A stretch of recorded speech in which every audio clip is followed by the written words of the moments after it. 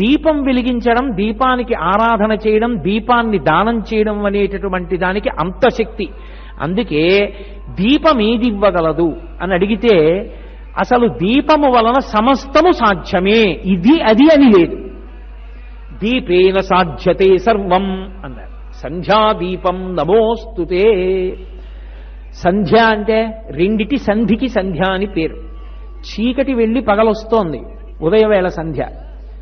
పగలు వెళ్ళిపోయి రాత్రి వస్తోంది, ప్రదోష వేళ. దోషము అంటే చీకటి, ప్రదోషము అంటే చీకటికి ముందున్న కాలము.